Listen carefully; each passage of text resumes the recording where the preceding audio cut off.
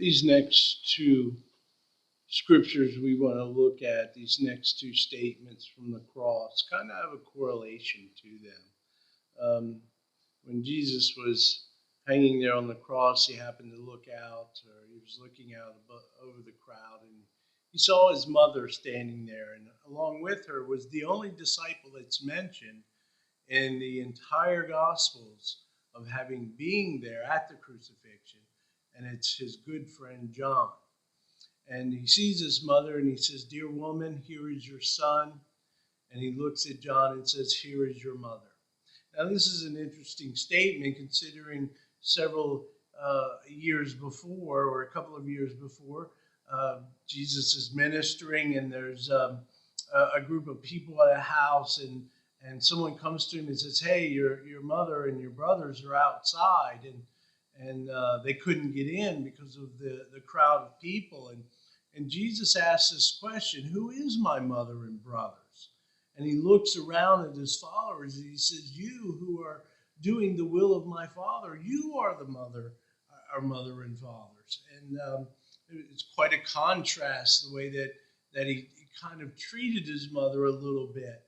But there's a reason, there could be a reason that Jesus acted in this way. And it could be found in another scripture where Jesus is asked about loving people and loving others. And he says that you're to hate your mother and your father and your sister and your brother and everyone else. And we know better than that. That's not exactly what Jesus was saying here.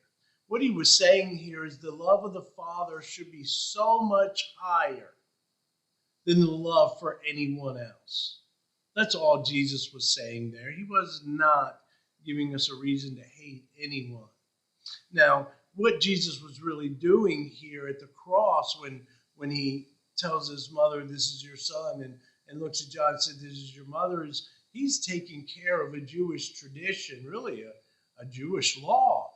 It was supposed to be the oldest son to make sure that the mother is looked after. It's thought at this point in time that Joseph, who was Jesus' father, was gone, had passed away, and so now Mary is left alone. And so he is providing for his mother through the disciple that Jesus loved, which is John. Now, the argument some might make is, why not his half brothers like James or Jude? Why couldn't they have done so? Many scholars believe that it's very possible that James and John, or I'm sorry, Jude and James and the other half brothers of Jesus were not following and committed to Jesus until after his resurrection. Therefore, Jesus wanted to make sure that his mother was well taken care of. And so he went to one disciple that he really connected with, that we see in Scripture, and that is John.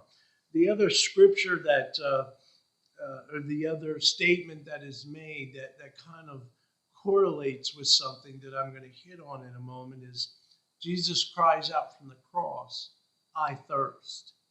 Now, this statement is actually a fulfillment of a prophecy in the Psalms where it talks about the throat being dry and the tongue sticking to the roof of the mouth, that he is so thirsty from the exhaustion that he has taken through this punishment, through what he's experienced on the cross, and he needs something. He's thirsty, and he cries out, "I thirst." And now at a little bit before time, when he was hung on the cross, he was offered gall with wine vinegar. Now, gall is a mixture with a bitter herb, usually a type of bitter wood or a myrrh. I believe one of the scriptures used the term myrrh, and it's used to dull the senses of pain during the crucifixion, kind of eases the pain a little bit. But Jesus denied that. He didn't want that. But here he is in his final hour or so, and he all of a sudden thirsts. So they stick a sponge on the end of the spear and they put it in some vinegar water and they lift it up, and he took a drink. So what is the significance of I thirst? Other than the fulfillment of the scripture that says so, I look at these two as the humanistic nature of Jesus. You see, as much as he was the Son of God on this earth, he was Son of Man as well. He was human like you and I.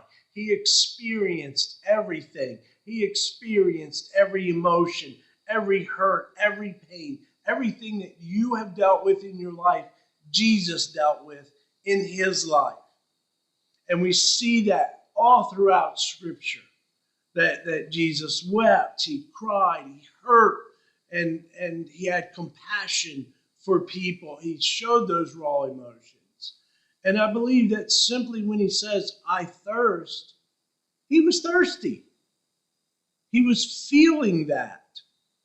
Any of us would have felt that same thing at that moment in time. So these two statements from the cross, I believe, show his humanity. He was taking care of business. He was taking care of his family when he was about to die. And then he made known a need that he had by simply saying, I thirst. Two more of the statements. We're getting down to the end, folks. The next ones are really good. Look forward to having you with us.